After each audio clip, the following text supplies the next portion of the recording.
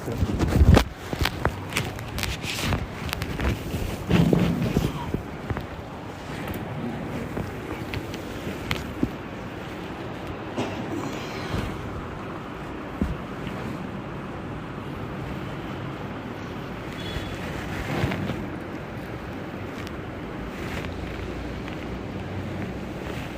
الله الرحمن الرحيم الحمد لله وكفى وسلام على عباده الذين اصطفى أما بعد فأعوذ بالله من الشيطان الرجيم بسم الله الرحمن الرحيم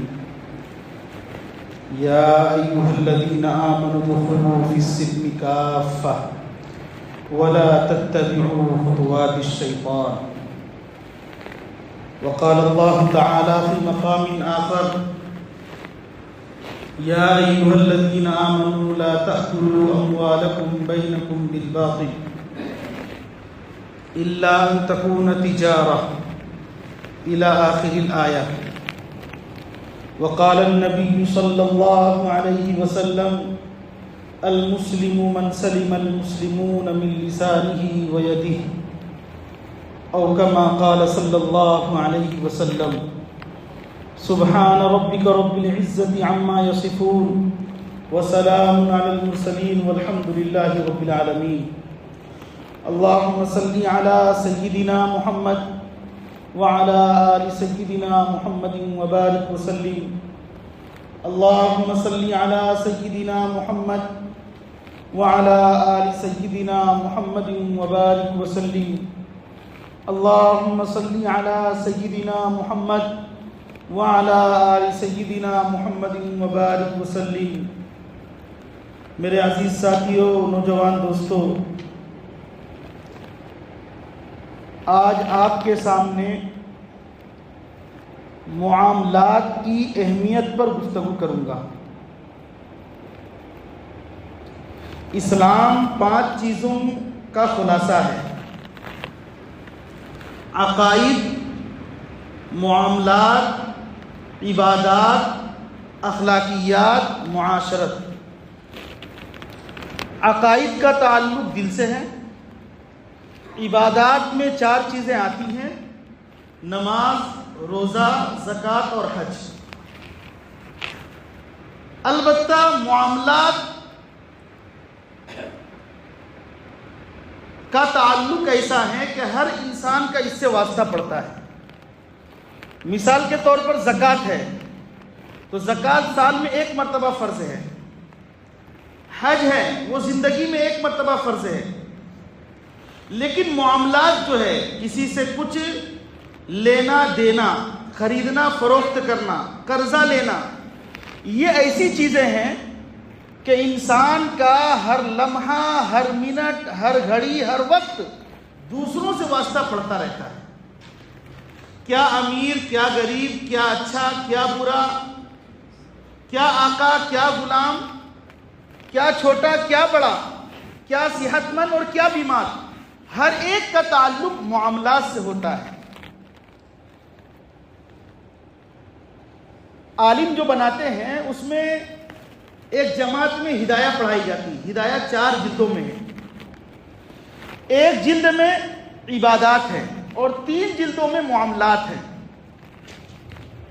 آج مسلمان معاملات میں انتہائی زیادہ پیچھے ہیں. یعنی معاملات کی فکر ہے، نماز کی فکر ہے، روزے کی فکر ہے، زکوٰۃ کی فکر ہے، حج کی فکر ہے. اگر فکر نہیں ہے تو معاملات کو سدھارنے کی فکر نہیں ہے. یاد رکھنا چاہیے اور خوب اچھی طرح یاد رکھنا چاہیے، انسان بننے کے لیے ایک تو ادب ضروری ہے، ڈسپلن ضروری ہے، تہذیب ضروری ہے، تمدن ضروری ہے، اور دوسرا با اخلاق ہونا ضروری ہے. اور تیسری چیز حقوق کی ادائیگی. ایک انسان کا دوسرے انسان کے اعتبار سے جو تعلق ہے، باپ ہونے کے اعتبار سے، چچا ہونے کے اعتبار سے، بھائی ہونے کے اعتبار سے، ایک انسان کا دوسرے انسان سے جو تعلق ہے اس تعلق کے نتیجے میں حقوق کی ادائیگی بہت ضروری ہے۔ بھائی بھائی کے حق کو ادا کرے، بیٹا باپ کے حق کو ادا کرے، باپ بیٹے کے حق کو ادا کرے، بیوی شوہر کے حقوق کو ادا کرے، شوہر بیوی کے حق کو ادا کرے۔ یاد رکھیے یہ معاملات ہیں۔ معاملات کس کو کہا جاتا ہے؟ کسی سے لینا دینا، خریدنا فروخت کرنا، قرضہ لینا، یہ ساری چیزیں معاملات ہیں۔ وہ انسان جو انسان جتنا کامل ہوگا وہ اتنا ہی زیادہ معاملات کا پکا اور سچا ہوگا۔ وہ کوئی کامل مسلمان ہے جو والدین کے حقوق کو ادا نہ کرے؟ وہ کیا کامل مسلمان ہے جو بھائی بھائی کے حق کو ادا نہ کرے؟ کیا وہ کامل مسلمان ہے جو بیوی شوہر کے حق کو اور شوہر بیوی کے حقوق کو ادا نہ کرے؟ تو آج ہم میں جو سب سے زیادہ کمزوری ہے وہ معاملات میں پختگی کے نہ ہونے کی وجہ سے ہے۔ معاملات میں ہم کمزور ہیں۔ یاد رکھیے معاملات تو ہمارے ہو رہے ہیں، نماز ہم پڑھ رہے ہیں، قرآن کی تلاوت ہم کر رہے ہیں، روزہ ہم رکھ رہے ہیں، ذاکر اور شاغل ہم ہیں، خوب اللہ کی عبادت کرتے ہیں۔ اگر کمی ہے تو معاملات میں کھڑے نہیں اترتے، معاملات کی باری آتی ہے تو پیچھے ہٹ جاتے ہیں۔ حدیث پاک میں سرکار دو عالم جناب محمد رسول اللہ صلی اللہ علیہ وسلم ارشاد فرماتے ہیں شہید کا مقام و مرتبہ کتنا اونچا ہے۔ ایک شہید کی مغفرت ہو جاتی ہے، اس کے خون کا قطرہ زمین پر گرنے سے پہلے اس کی مغفرت ہو جاتی ہے۔ یغفر للشہید کل ذنب، شہید کا ہر گناہ معاف کر دیا جاتا ہے سوائے قرضے کے۔ اگر شہید ہے اور قرضہ لے کر مرا ہے تو کل قیامت کے دن اللہ تعالیٰ اس سے قرضہ دلوائیں گے۔ میرے اور آپ کے آقا جناب محمد رسول اللہ صلی اللہ علیہ وسلم کے پاس جب کوئی جنازہ لایا جاتا تو آپ صلی اللہ علیہ وسلم پوچھتے کیا اس پر قرضہ ہے؟ اگر کہا جاتا کہ ہاں قرضہ ہے تو اللہ کے رسول پھر دوسرا سوال کرتے کیا یہ مال چھوڑ کر گیا ہے؟ فرماتے ہاں مال چھوڑ کر گیا ہے، اس مال سے قرضے کو ادا کر دو۔ پھر اللہ کے رسول نماز جنازہ پڑھاتے۔ اور اگر کوئی جنازہ لایا جاتا اور ڈھیر سارے لوگوں کا قرضہ لے کر وہ دنیا سے گیا، نبی پوچھتے کیا اس پر قرضہ ہے؟ لوگ کہتے کہ ہاں قرضہ ہے۔ کیا یہ مال چھوڑ کر گیا ہے؟ اس کے پاس کچھ مال نہیں ہے۔ نبی فرماتے صلو علی صاحبکم، جاؤ تم لوگ نماز جنازہ پڑھ لو۔ اس سے معاملات کی اہمیت کا اندازہ ہوتا ہے۔ نبی جنازے کی نماز نہیں پڑھا رہے اس شخص کی جو قرضہ لے کر مرا ہے اور زندگی میں اپنے معاملات کو اس نے صاف نہیں کیا۔ قرآن کریم میں اللہ تعالیٰ نے 30ویں پارے میں فرمایا وَيْلٌ لِّلْمُطَفِّفِينَ، بڑی ہلاکت و بربادی ہے ان لوگوں کے لیے جو کمی کرتے ہیں۔ الَّذِينَ إِذَا اكْتَالُوا عَلَى النَّاسِ يَسْتَوْفُونَ، جب لینے کی باری آتی ہے پورا لیتے ہیں، جب دینے کی باری آتی ہے تو ناپ تول میں کمی کر کے دیتے ہیں۔ یعنی اپنا حق کسی سے لے رہے ہیں تو پورا وصول کر رہے ہیں، اور جب کسی کو دے رہے ہیں تو کم تول رہے ہیں اور ناپ تول میں کمی کر رہے ہیں۔ قرآن کریم میں 12ویں پارے میں حضرت شعیب علیہ السلام کا واقعہ اللہ نے ذکر کیا ہے۔ ان کی قوم بڑی حد در میں تھی، ضدی تھی۔ حضرت شعیب علیہ السلام بڑے اللہ والے تھے اور بڑے اللہ کے نبی تھے، ان کو خطیب الانبیاء کہا جاتا تھا، انبیاء کے سب سے بڑے خطیب، تقریر کرنے والے۔ جب وہ دنیا کے اندر آئے دیکھا میری قوم ناپ تول میں کمی کر رہی ہے، پورا تول کر نہیں دے رہی ہے۔ ناپ تول میں کمی کرنا اس کا تعلق معاملات سے ہے۔ اپنا حق پورا لینا، دوسرے حق کو کمی کر کے دینا، یہ انتہائی خطرناک چیز ہے۔ حضرت شعیب علیہ السلام نے فرمایا اے لوگو میں اللہ کا پیغمبر ہوں، مجھے اللہ نے بھیجا ہے، لہذا پورا لو اور پورا دینے کی کوشش کرو۔ یہ اسلام سکھاتا ہے۔ لیکن ان کی قوم اتنی بدتمیز تھی، بد تہذیب تھی، شرارت پسند تھی، خباثت ان میں بھری ہوئی تھی۔ وہ مذاق اڑانے لگے، کہنے لگے قالوا یا شعیب وصلاتک تأمرک ان نترک، وہ کہتے تھے اے شعیب کیا تمہاری نماز ان چیزوں کا حکم دے رہی ہے کہ ہم اپنے آباء و اجداد کے دھرم کو چھوڑ دیں؟ حضرت شعیب علیہ السلام نے فرمایا وَلَا تَقْعُدُوا بِكُلِّ صِرَاطٍ تُوعِدُونَ وَتُصُدُّونَ عَنْ سَبِيلِ اللَّهِ مَنْ آمَنَ بِهِ وَتَبْغُونَهَا عِوَجًا۔ حضرت شعیب علیہ السلام نے فرمایا کہ راستوں پر، چوراہوں پر، سڑکوں پر ایمان والوں کے حقوق کو روکنے کے لیے مت بیٹھو، اللہ والوں کے راستے کو مت روکو اور اس میں کجی ٹیڑھا پن تلاش مت کرو۔ حضرت شعیب علیہ السلام سمجھاتے رہے یہاں تک کہ ان کی قوم نے دوسری زبان، دوسرا لہجہ، فرمایا شعیب اگر تم باز نہیں آؤ گے ہم تم کو اپنی بستی سے نکال دیں گے۔ سارے انبیاء کے ساتھ اسی طرح کا ہوا ہے۔ تو کہنے کا حاصل یہ ہے اللہ تعالیٰ نے کلام پاک میں معاملات کی درستگی کے بارے میں بڑی تاکید فرمائی، بڑی لوگوں سے فرمایا کہ اس سلسلے میں کوتاہی اور کمی سے پیش نہ آئے۔ کیوں؟ اس لیے کہ معاملات میں کمی آج مسلمانوں میں سب سے زیادہ ہے۔ حضرت عمر بن خطاب رضی اللہ تعالیٰ عنہ کے دور خلافت میں ایک مقدمہ آیا۔ دو شخصوں نے جب مقدمہ آیا، حضرت عمر بن خطاب رضی اللہ تعالیٰ عنہ نے فرمایا مدعی کون ہے، دعویٰ کرنے والا کون ہے؟ وہ کھڑا ہوا، اس سے پوچھا تمہارے دو گواہ کہاں ہیں؟ اسلام کا یہی حکم ہے جب بھی کوئی معاملہ ہو تو دو گواہ چاہیے۔ دو آدمی کھڑے ہوئے، ایک آدمی کو حضرت عمر بن خطاب رضی اللہ تعالیٰ عنہ جانتے تھے، دوسرا آدمی جو کھڑا ہوا گواہی دینے کے لیے اس کو نہیں جانتے تھے۔ فرمایا حضرت عمر بن خطاب نے یہ جو دوسرا آدمی کھڑا ہے کیا تم میں سے کوئی اس کو جانتا ہے؟ ایک آدمی کھڑا ہوا کہ میں اس آدمی کو جانتا ہوں۔ تو حضرت عمر بن خطاب نے اس آدمی سے فرمایا تم اس کو جانتے ہو؟ کیا تم اس کے پڑوس میں رہتے ہو؟ کہا نہیں۔ کیا تمہارا اس کے ساتھ کوئی معاملہ ہوا ہے؟ کہا نہیں۔ کیا تم نے اس کے ساتھ سفر کیا ہے؟ کہا نہیں۔ تو پھر حضرت عمر بن خطاب نے فرمایا تب تو تم گواہی دے رہے ہو کہ یہ نماز پڑھ کے مسجد سے نکلتا ہوگا؟ فرمایا ہاں نماز کی وجہ سے۔ تو حضرت عمر بن خطاب نے فرمایا نماز کی وجہ سے کسی کو معاملات میں درست قرار نہیں دیا جا سکتا۔ یہ معاملات، ایک آدمی کرتا پاجامہ لباس پہن رہا ہے، پگڑی لگا رہا ہے، شیروانی لگا رہا ہے، ہر چیز اسلامی لباس ہے، مسواک جو ہے بالکل اوپر رکھا ہوا ہے، لیکن معاملات کا وہ کچا ہے۔ کسی کے معاملات کو اگر دیکھنا ہو تو نماز کا پابند ہونا یہ اس کا معیار نہیں ہے۔ اس کا معیار یہ ہے یا تو وہ پڑوس میں رہتا ہو، یا اس کے ساتھ سفر کیا کرتا ہو، یا پھر اس کے ساتھ کوئی معاملہ ہوا ہو۔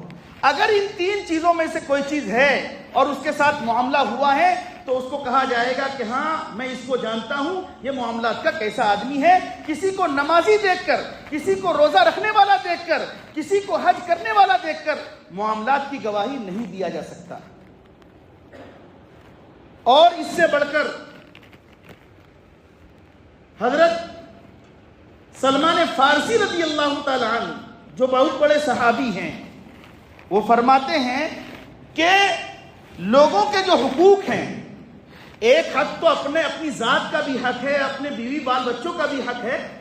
حقوق میں کوتاہی کرنا، نابالغ کے مال کو کھانا، یتیموں کے مال کو کھانا، بیواؤں کے مال کو کھانا، مال میں خرد برد کرنا، رشوت لینا، چوری کرنا، یہ تمام چیزیں جو میں نے خطبے میں قرآن کریم کی جو دو آیت پڑھی، ایک آیت پڑھی تھی یا ایھا الذین آمنوا ادخلوا فی السلم کافہ، اے ایمان والو اسلام میں پورے داخل ہو جاؤ، ولا تتبعوا خطوات الشیطان، اور شیطان کے نقش قدم پر مت چلو۔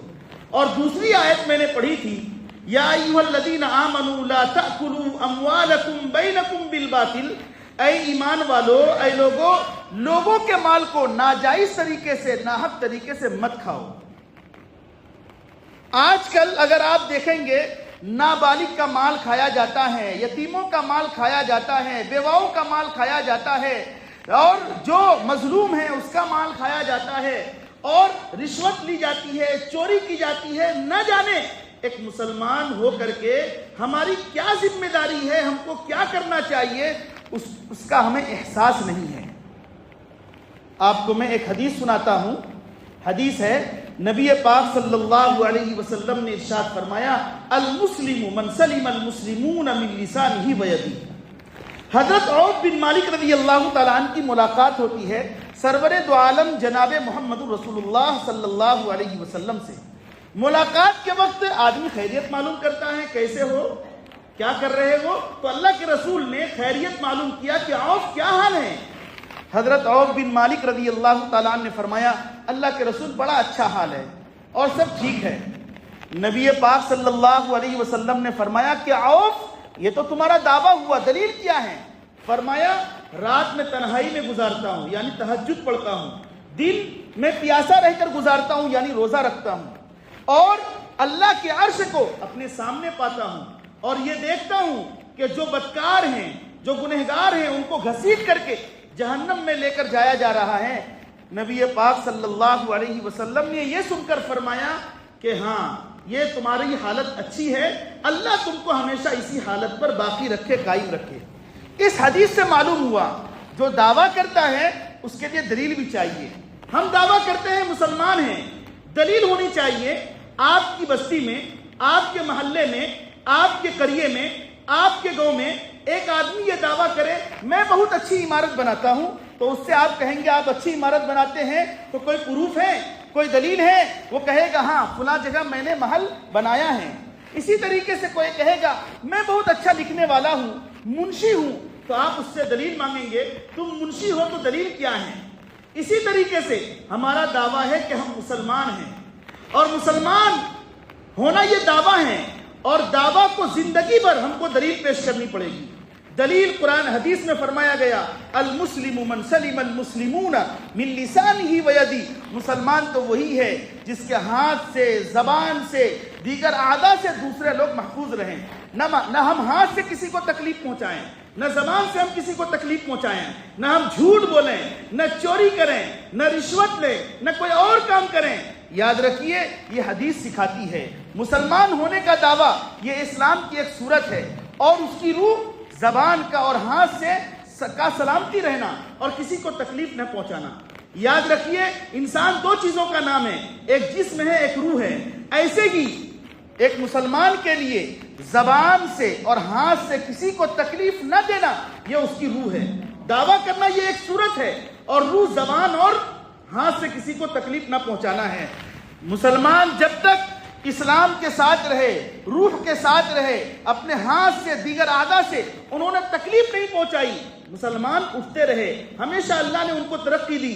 جب مسلمانوں میں دھوکہ دہی آ گئی، مسلمانوں نے جھوٹ بولا، دوسروں کو دھوکہ دیا، ناجائز طریقے سے جھوٹ بول کر کے کسی کا مال کھایا، اللہ نے اس کو ذلیل کر دیا، گرا دیا، اور آج تک ہم ذلیل و خوار ہوتے جا رہے ہیں۔ نبی پاک صلی اللہ علیہ وسلم نے فرمایا، حضرت سلمان فارسی فرماتے ہیں کہ مسلمان کا اپنا بھی حق ہے، بیوی کا بھی حق ہے۔ حضرت سلمان فارسی رضی اللہ تعالیٰ عنہ فرماتے ہیں کہ میں ابو الدرداء کے گھر گیا رضی اللہ تعالیٰ عنہ، ابو الدرداء کے گھر گیا، ام الدرداء جو ان کی بیوی تھی، دیکھا ان کے بال پراگندہ ہیں اور اچھی حالت میں نہیں ہیں۔ سنا حضرت سلمان فارسی رضی اللہ تعالیٰ عنہ فرماتے ہیں جب ام الدرداء سے، ابو الدرداء کی بیوی ام الدرداء سے جب یہ بات کر رہے تھے، ابو الدرداء باہر سے گھر تشریف لائے۔ حضرت سلمان فارسی رضی اللہ تعالیٰ عنہ نے ان کے سامنے کھانا پیش کیا۔ ابو الدرداء نے کہا میں روزے سے ہوں، میں کھانا نہیں کھاؤں گا۔ فرمایا دیکھو میں بھی اس وقت تک نہیں کھاؤں گا جب تک کہ تم نہیں کھاؤ گے۔ چنانچہ انہوں نے وہ نفلی روزہ رکھے ہوئے تھے، انہوں نے نفلی روزہ توڑ دیا، کھانے میں شریک ہو گئے۔ رات آئی تو رات میں وہ کھڑے ہو گئے نماز پڑھنے کے لیے۔ فرمایا نہیں ابو الدرداء سو جاؤ، آرام کرو، اور رات کے آخری حصے میں تہجد کی نماز پڑھو۔ اور فرمایا اے ابو الدرداء یاد رکھو جس طریقے سے تم نماز پڑھ رہے ہو، اللہ کے حق کو پہچان رہے ہو، یاد رکھو تم پر تمہاری بیوی کا بھی حق ہے۔ انسان کا وَلِعَيْنِكَ عَلَيْكَ حَقًّا، آنکھ کا بھی حق ہے، جسم کا بھی حق ہے، بال بچوں کا بھی حق ہے، اور دیگر حقوق بھی ہیں۔ بچوں کا حق یہ ہے کہ جب پیدا ہو ان کا اچھا نام رکھا جائے، ان کو ادب سکھایا جائے، ان کو تہذیب سکھائی جائے، یہ بچوں کا حق ہے، ہر ایک کا اپنا حق ہے۔ تو میرے کہنے کا حاصل یہ ہے، آج ہم نام کے مسلمان ہیں اور ہمارے اسلام کی وجہ سے شریعت نے ہمیں جو پیغام دیا ہے اس میں ہم صحیح طریقے سے نہیں اتر رہے ہیں۔ مثال کے طور پر معاملات میں جو کوتاہی ہے، معاملات میں جو خرد برد ہے، آج کیا ہوتا ہے، دیکھا یہ جاتا ہے، نبی پاک صلی اللہ علیہ وسلم نے فرمایا جو سامان بیچنے میں زیادہ قسمیں کھانے والا ہو اور جو دھوکہ دینے والا ہو اور جو الٹی سیدھی حرکت کرنے والا ہو، جو جھوٹا ہو، فرمایا ایسے تاجر جہنم میں جائیں گے۔ التاجر الصدوق الامین مع النبیین والصدیقین والشہداء، امانت دار تاجر جو وعدہ خلافی نہ کرے، جو قسمیں نہ کھائے۔ سامان بیچنے کے لیے ہم دیکھتے ہیں لوگ جھوٹی جھوٹی قسمیں کھاتے ہیں، واللہ تاللہ سبحان اللہ ماشاء اللہ، یہ اتنے میں پڑا ہے، یہ بول کر کے لوگوں کو اپنی طرف متوجہ کرتے ہیں، دھوکہ دیتے ہیں۔ نبی نے فرمایا یہ اس کا بیچنا صحیح نہیں ہے، اس کے مال میں اللہ برکت نہیں دیتے۔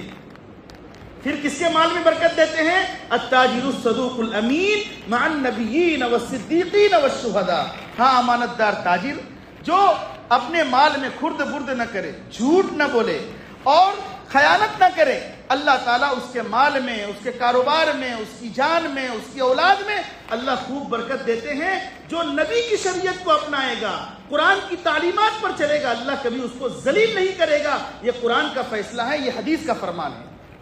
ہاں اگر کوئی غلط طریقے سے، ناجائز طریقے سے، جھوٹ بول کر کے، دھوکہ دے کر کے اگر کوئی کسی کا مال ہڑپ کرتا ہے، حدیث میں آتا ہے، سرکار دو عالم جناب محمد رسول اللہ صلی اللہ علیہ وسلم ارشاد فرماتے ہیں کہ جانتے ہو مفلس کون ہے؟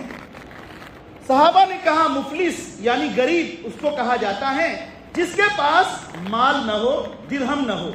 فرمایا نہیں، میرے نزدیک شریعت کی نگاہ میں، اللہ کی نگاہ میں مفلس اور غریب وہ بندہ ہے یأتی یوم القیامت بصلاۃ وصیام وزکات، کل قیامت کے دن وہ اللہ کے پاس آئے گا، اس حال میں بھی اس کی نمازیں خوب ہوگی، روزے خوب رکھے ہوں گے، زکاتیں خوب دی ہوں گی، اس نے حج بھی کیا ہوگا، لیکن ان تمام چیزوں کے باوجود جھوٹ بھی بولا ہوگا، کسی کے مال کو کھایا ہوگا، ناجائز طریقے پر زمین پر قبضہ کیا ہوگا اور اسی طریقے سے بہت ساری غلط چیزیں ہوگی۔ تو فرمایا نبی پاک صلی اللہ علیہ وسلم نے جس کا مال کھایا ہے کل قیامت کے دن اس کے نیک اعمال کو لے کر دوسروں کو دیا جائے گا، اور جب نیکیاں ختم ہو جائے گی تو جس کا مال کھایا ہے اس کا گناہ اس بندے پر لاد کر دے دیا جائے گا۔ مثال کے طور پر زید ہے، زید کا پیسہ عمر نے لیا، اب عمر نے لیا ہے، عمر لوٹایا نہیں، دنیا سے چلا گیا، اور دنیا سے جانے کے بعد اللہ فرمائیں گے کہ عمر جو تم نے پیسہ لیا تھا زید کا اس کو پیسہ دو۔ ظاہر سی بات ہے وہاں تو پیسہ کام نہیں آئے گا، تو عمر کی نیکیاں دلوائی جائے گی، اور جب عمر کی نیکیاں ختم ہو جائے گی تو اب اس کے گناہ اس کو زید کو دلوایا جائے گا۔ اس طریقے سے اللہ تعالیٰ ایک کو جہنم میں ڈال دے گا۔ تو کہنے کا حاصل یہ ہے کہ جو آدمی دنیا کے اندر جھوٹ بولا ہوگا، ناجائز مال کسی کا کھایا ہوگا، تو اللہ کے یہاں یہ حقوق العباد ہے، ایک ہے حقوق اللہ اور ایک ہے حقوق العباد۔ حقوق اللہ میں اللہ تعالیٰ تو معاف کر دیتے ہیں، اللہ رحیم ہے، کریم ہے، نماز میں کمی آئی، روزے میں کمی آئی، زکوٰۃ میں کمی ہوگی، اللہ اتنے مہربان ہے اپنے بندے کو معاف کر دیں گے۔ لیکن حقوق العباد میں اگر کمی ہے اللہ بھی معاف نہیں کریں گے جب تک کہ وہ بندہ معاف نہ کرے۔ اور یاد رکھیے میرے دوستو، اللہ کے حق کے اوپر بندوں کا حق مقدم ہے، پہلے بندے کا حق ہے پھر اللہ کا حق ہے۔ اللہ کا حق مقدم ہے عظمت کی وجہ سے، اللہ بہت بڑے ہیں، اور بندوں کا حق مقدم ہے حاجت کی وجہ سے، ضرورت کی وجہ سے۔ اس کو آپ مثال سے سمجھیں، ایک آدمی کے شیخ ہیں، استاد ہیں، شیخ اور استاد پانی منگا رہا ہے کہ پانی لا کر کے دو، اور دوسرا بیمار پڑا ہوا ہے بغل میں، وہ پانی مانگ رہا ہے۔ بیمار کو ضرورت ہے، حاجت ہے، اب اس بندے کے لیے ضروری ہے کہ شیخ کو، استاد کو پانی نہ دے کر کے اس مریض کی پیاس کو بجھائے۔ یہ ضرورت ہے، یہ حاجت ہے، یہ اوپر ہے۔ ایسے ہی ایک آدمی جنگل میں سفر کرتے ہیں، پانی تھوڑا ہے، ایک آدمی نے پانی مانگا کہ 2 پانی میں وضو کروں گا، نماز پڑھوں گا، اور دوسرا آدمی بیمار ہے، وہ پیاس سے تڑپ رہا ہے، شریعت کہتی ہے یہ بیمار جو ہے اس کو پانی دو، اس کا حق پہلے ہے، یہ ضرورت مند ہے، اس کو پانی دو۔ اور جو بندہ پانی مانگ رہا تھا کہ میں وضو کروں گا، یہ اللہ کا حق ہے۔ اللہ نے فرمایا اگر پانی نہ ہو تو تیمم اس کا بدل ہے، تیمم کر کے نماز پڑھ لو۔ تو معلوم یہ ہوا ایک اللہ کا حق ہے اور ایک بندوں کا حق ہے۔ بندے کا حق غالب ہے، مقدم ہے اللہ کے حق پر، کیونکہ بندہ ضرورت مند ہے، اللہ ضرورت مند نہیں ہے، اللہ بے نیاز ہے، بندے کو ضرورت ہے، تو بندے کا حق غالب ہے، بندے کا حق مقدم ہے۔ تو یاد رکھیے بندے کا حق مقدم ہونے کی وجہ سے اگر دنیا میں کوئی کسی کا مال 3 روپیہ کے قریب بھی، 2 روپیہ کے قریب بھی اگر کسی نے کسی کا ہڑپ کیا ہوگا اور دنیا کے اندر نہیں دیا، تو کل قیامت کے دن 700 مقبول نمازوں کا ثواب اس کو دلوایا جائے گا۔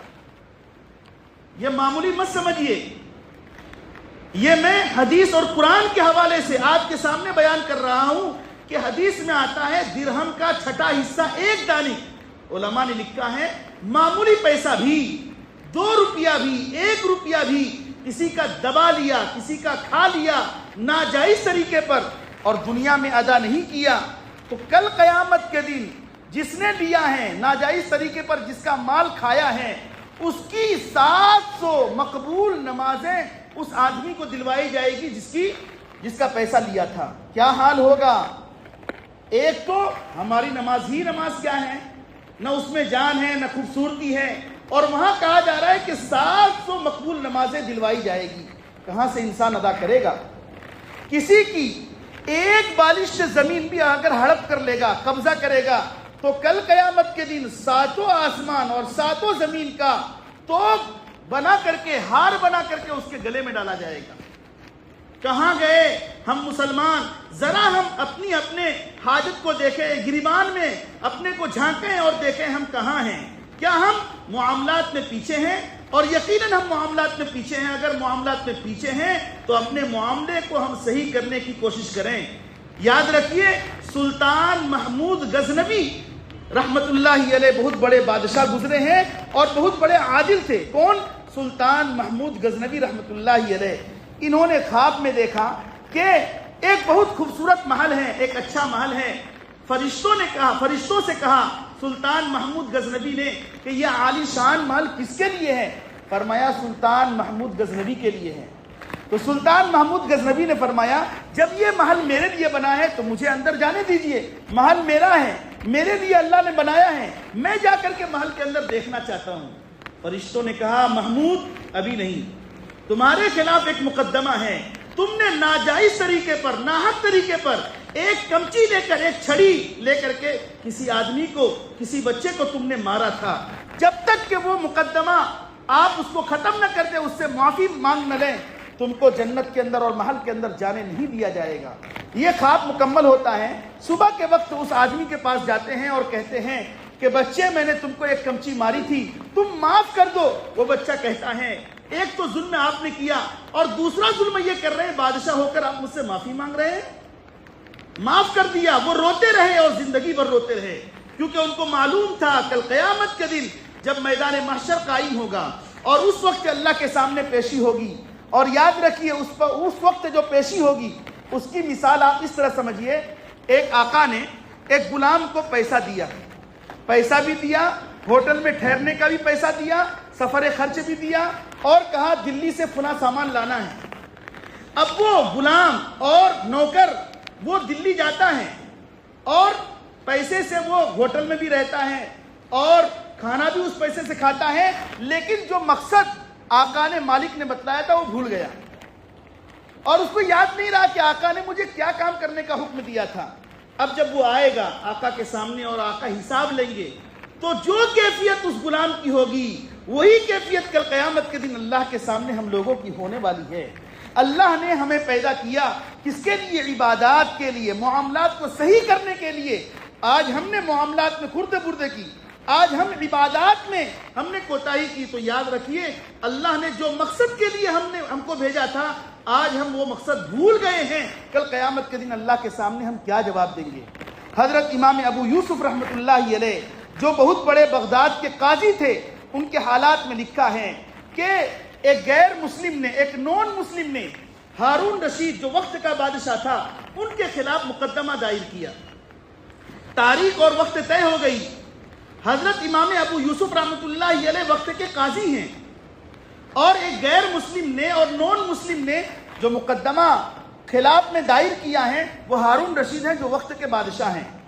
بادشاہ کو بلایا گیا کہ آپ عدالت میں تشریف لائیے، اور مسئلہ یہ ہے، ضابطہ یہ ہے، شریعت یہ کہتی ہے جب وقت کا بادشاہ عدالت میں آ جائے تو جو قاضی کے بیٹھنے کی جگہ ہے، قاضی کے لیے ضروری ہے کہ اپنی جگہ کو چھوڑ دے اور بادشاہ کو اس جگہ بٹھائے۔ ساتھ میں یہ مسئلہ بھی لکھا ہے کہ جو فریق مخالف ہے، جو دوسرا آدمی ہے جس نے ہارون رشید کے خلاف مقدمہ دائر کیا تھا، جو غیر مسلم تھا، مسئلہ یہ ہے شریعت میں کہ اس کو بھی وقت کے بادشاہ کے سامنے بٹھانا ہے۔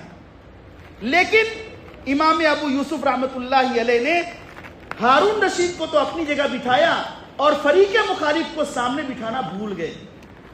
بعد میں ان کو احساس ہوا، اور احساس ہونے کے بعد اتنا روئے، کہنے لگے زندگی میں ایک مجھ سے بہت بڑی غلطی ہو گئی، اور وہ غلطی یہ کہ ایک غیر مسلم کو بادشاہ وقت کے سامنے میں نہیں بٹھا سکا، میں بھول گیا۔ کیوں؟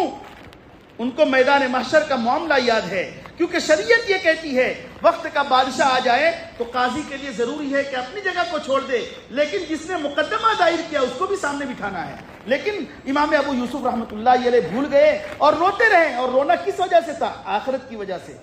آپ اگر کتابوں میں غور کریں گے، ایک شخص کا انتقال ہوتا ہے، اور انتقال ہونے کے بعد دیکھتے ہیں کہ وہ جہنم میں ہے، ان کو عذاب دیا جا رہا ہے۔ فرمایا تم پر عذاب کیوں ہو رہا ہے؟ انہوں نے کہا کہ ایک سوئی میں نے کسی سے لی تھی اور وہ سوئی میں نے واپس نہیں کی، میں بھول گیا۔ فرمایا اس ایک سوئی کی وجہ سے آج مجھے عذاب اور تکلیف ہو رہی ہے۔ میرے دوستو کیا حال ہوگا آج ہم کسی کا مال کھا کر کے، کسی کے ساتھ دھوکہ کر کے، اور کسی کی زمین ہڑپ کر کے، اور کسی کا پیسہ کھا کر کے، اور بیواؤں کا مال کھا کر کے، یتیموں کا مال کھا کر کے، اور ناجائز قبضہ کر کے۔ آج ہمیں اپنے اوپر جھانکنے کی ضرورت ہے کہ ہم کہاں بیٹھے ہوئے ہیں، ہمیں کیا کرنا چاہیے، اور ہم کس موقع پر کھڑے ہیں، کہاں کھڑے ہیں، ہمیں یہ دیکھنا چاہیے، غور کرنا چاہیے۔ عبداللہ ابن مبارک رحمۃ اللہ علیہ مروہ میں تھے، ایک بغداد ہے اور ایک مروہ ہے۔ مروہ میں ایک آدمی سے لکڑی کا قلم لیا تھا لکھنے کے لیے۔ لکڑی کا قلم لکھنے کے بعد وہ اپنے بکسے میں بھول سے انہوں نے بکسے میں رکھ دیا، جس کا قلم تھا اس کے حوالے نہیں کیا۔ مروہ سے وہ بغداد آ گئے۔ بغداد جب اٹیچی کھول کر دیکھتے ہیں کہ اس میں لکڑی کا پین ہے۔ اب ان کو جو ہے بھنک لگی کہ میں نے تو ایک آدمی سے لیا تھا یہ قلم اور دینا بھول گیا۔ اب بغداد سے مروہ کا سفر کرتے ہیں، کس لیے؟ اس لیے کہ یہ قلم میں نے تھوڑی دیر کے لیے کسی سے لیا تھا، اگر میں اس کو زندگی میں ادا نہ کیا تو کل قیامت کے دن مجھے دینا ہوگا، کل قیامت کے دن مجھے دینا ہوگا۔ یہ ہمارے اسلاف کے حالات ہیں۔ امام بخاری رحمۃ اللہ علیہ کے حالات میں لکھا ہے، ان کے والد فرماتے ہیں، اسماعیل ان کے والد ہیں، وہ فرماتے ہیں حرام کا ایک لقمہ بھی میں نے اپنے بچے کو نہیں کھلایا ہے، تب جا کر کے ان کا بچہ امام بخاری بنے۔ بخاری شریف انہوں نے لکھی، اور بخاری شریف کے جو شرائط ہیں وہ انتہائی کڑے ہیں، سخت شرائط ہیں۔ کوئی بھی آدمی، کسی کا بچہ اگر کوئی قابل بنتا ہے، بڑا بنتا ہے، ولی بنتا ہے، جنید بغدادی بنتا ہے، بایزید بستانی بنتا ہے، قطب الدین بختیار کاکی بنتا ہے، اور شیخ عبد القادر جیلانی بنتا ہے، اس کا مطلب یہ ہے کہ والد کا جو مال ہے وہ پاک ہے، حلال ہے، رشوت سے، سود سے، ان تمام چیزوں سے پاک ہے۔ انہی کے مال کا نتیجہ ہوتا ہے کہ اللہ تعالیٰ بچے سے کام لیتے ہیں، دین کا کام لیتے ہیں، اس کو پروان چڑھاتے ہیں، وہ آگے بڑھتا ہے، ترقی کرتا ہے۔ میرے دوستو آج ضرورت اسی بات کی ہے۔ حدیث میں آتا ہے، نبی پاک صلی اللہ علیہ وسلم ارشاد فرماتے ہیں، نہ تمہاری دعا قبول کی جائے گی، نہ بارش برسائی جائے گی، نہ تمہاری مدد کی جائے گی۔ کیوں؟ اس لیے کہ تم نے معاملات میں گڑبڑی کی ہے، معاملات کی گڑبڑی کی وجہ سے نہ تمہاری دعا قبول نہیں ہوگی۔ آج ہم دعا کرتے ہیں یا ربی یا ربی، جمعہ کے مبارک گھڑیوں میں ہم دعا کرتے ہیں، اور جب امام صاحب خطبہ کے لیے بیٹھتے ہیں دل ہی دل میں دعا کرتے ہیں۔ دعا قبول کیوں نہیں ہو رہی ہوتی ہے؟ اس لیے کہ معاملات میں ہم کچے ہیں۔ ذرا ہم اپنے معاملات میں غور کریں ایک آدمی سکون سے نماز پڑھ رہا ہے، وہ ذاکر بھی ہے، ذکر بھی کر رہا ہے، تلاوت بھی کر رہا ہے، سب کچھ کر رہا ہے، لیکن زندگی میں سکون نہیں ہے۔ اس سے کہا گیا لگتا ہے تم معاملات کے کچے ہو۔ فرمایا کہ ہاں میں نے بہنوں کا حق دبایا ہے جس کی وجہ سے سکون نہیں۔ میں نے کہا آپ جائیے بہن کا حق دیجئے، تب جا کر کے دیکھیے کیا حال ہوتا ہے۔ فرمایا جب زمین بہن کو دی گئی اور اس کے حق کو ادا کیا گیا، کہتا ہے کہ الحمدللہ اب سکون میں ہوں۔ میرے دوستو، آج میراث کے تعلق سے جو کمی اور کوتاہی ہے وہ ہم سب جانتے ہیں۔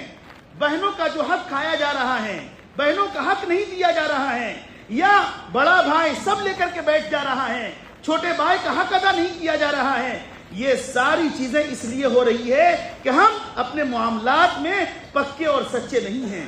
مسلمان ہیں، مسلمان ہونے کا دعویٰ ہے، لیکن جب دلیل پیش کرنے کی باری آتی ہے تو اس میں ہم کورے اور خالی نظر آتے ہیں۔ اس لیے ضرورت اس بات کی ہے ہم دعا کریں، اللہ سے کہیں اے اللہ یاد رکھیے اگر یہاں دنیا کے اندر معاملات میں خرد برد کریں گے تو ایک تو کرامن کاتبین لکھنے والے فرشتے ہیں، دیکھنے والے اللہ ہیں، کل قیامت کے دن کہیں سے کہیں تک چھٹکارا ملنے والا نہیں ہے اور کوئی کسی کا ساتھ بھی نہیں دے گا، وہاں صرف اعمال کام آئیں گے۔ جس کا جیسا اعمال ہوگا وہ اعمال ہی کی بدولت جنت میں جائے گا یا جہنم میں جائے گا۔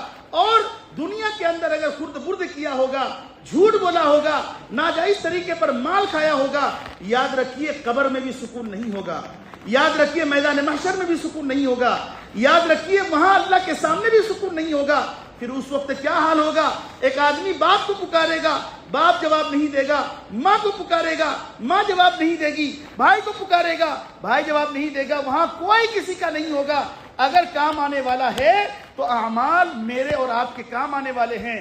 آج لوگ اپنے بچوں کی خاطر، اپنی اولاد کی خاطر، اپنے خاندان کی خاطر ناجائز طریقے پر قبضہ کر کے کسی کی کوئی چیز لے لیتے ہیں، مال لے لیتے ہیں یا کوئی بھی چیز لے لیتے ہیں۔ یاد رکھیے باپ کو اپنا جواب دینا ہے، بیٹے کو جواب نہیں دینا ہے۔ بیٹا اپنا جواب دے گا، خاندان والے اپنا جواب دیں گے۔ انتم بریئون مما اعمل وانا بریء مما تعملون، میں جواب دے نہیں ہوں اس کا جو تم کرتے ہو اور تم جواب دے نہیں ہو اس کا جو میں کرتا ہوں۔ ہر آدمی اپنے کیے کہارے کو ایک حساب دینا ہے۔ تو پھر کیا فائدہ اپنی اولاد کی خاطر ہم غلط کام کریں، اپنی اولاد کی خاطر ہم جو ہے جھوٹ بولیں، اپنی اولاد کی خاطر کسی کی زمین ہڑپ کریں؟ کیا فائدہ ہوگا؟ دنیا میں چند ساعتوں کی خاطر، چند لمحوں کی خوشی کی خاطر ہم کسی کا کوئی چیز لے لیں تو یاد رکھیے اللہ تعالیٰ بخشنے والے نہیں ہے، معاف کرنے والا نہیں ہے۔